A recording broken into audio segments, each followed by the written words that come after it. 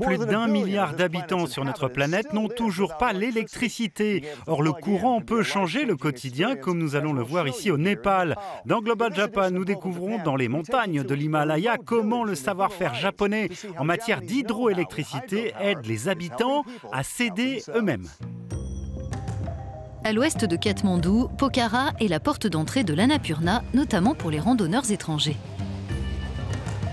Nous prenons la direction des montagnes et traversons une rivière qui, en cas de forte pluie, pourrait déborder et nous barrer la route sur le trajet du retour. On nous accueille chaleureusement dans une école du village de Kalika. La direction de l'établissement l'assure, les enfants sont ravis que leur classe soit désormais alimentée en électricité grâce à un générateur hydroélectrique provenant du Japon. Le nombre d'élèves a même augmenté et il a fallu construire un nouveau bâtiment pour répondre aux besoins. Il y a beaucoup d'enfants, d'élèves qui veulent venir dans notre école parce que nous avons cette nouvelle technologie sur place. Cet équipement, appelé Kappa, est l'un des 6 générateurs hydrocinétiques installés au Népal par la société nippone Ibasei. Elle l'a conçu à la suite du séisme qui a frappé le Japon en 2011 pour répondre aux besoins en système de production électrique indépendant et résistant aux catastrophes. Ce projet pilote est soutenu par l'Agence japonaise de coopération internationale. On utilise l'énergie produite par le courant de la rivière, que l'on appelle l'énergie cinétique dans la terminologie de la physique. Donc nous avons ce caisson spécifique pour le diffuseur qui s'appuie sur la technologie des diffuseurs de Formule 1. Mais il y a aussi une hélice d'avion qui s'appuie donc sur les technologies de l'aviation. Ce câble achemine l'électricité dans l'école jusqu'à cet appareil qui ajuste et distribue le courant destiné à l'éclairage et aux projecteurs, ordinateurs et chargeurs de lanternes et de téléphones portables. En classe, l'ambiance est studieuse, par exemple pour Romina, 7 ans. Avant l'installation du générateur Kappa, quand il pleuvait, il fallait fermer les volets en bois, ce qui obligeait à stopper les cours, faute de lumière.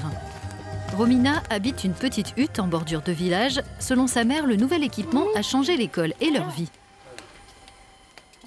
C'est génial, les enfants peuvent apprendre beaucoup mieux maintenant. Comme on n'a pas de courant, on a les lanternes pour avoir de la lumière. Donc les enfants peuvent apprendre plus et plus longtemps.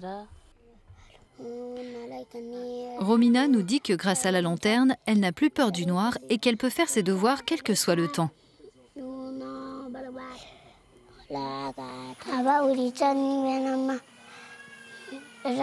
La nuit, quand il y a du vent et qu'il pleut, j'ai peur. Mais dès que j'allume la lanterne, je me sens mieux et je peux lire et écrire.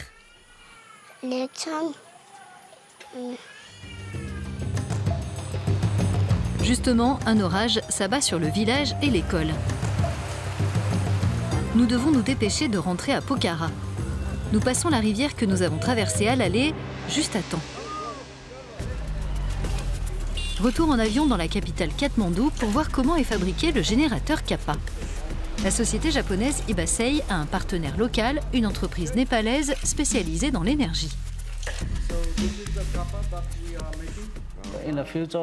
Dans l'avenir, on prévoit aussi d'exporter ce produit. En travaillant avec Ibasei, ça nous aide vraiment à savoir comment on doit travailler pour nous aligner sur les normes internationales.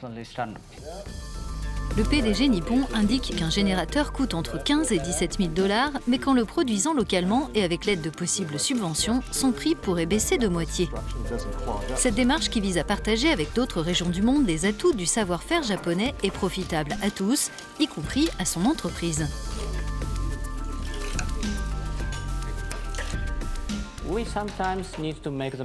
Parfois, on a besoin de rendre les machines moins coûteuses pour pouvoir exporter. Ibasei fabrique des générateurs pour le groupe Hitachi depuis 73 ans au Japon. On doit mettre ces machines à disposition du monde entier.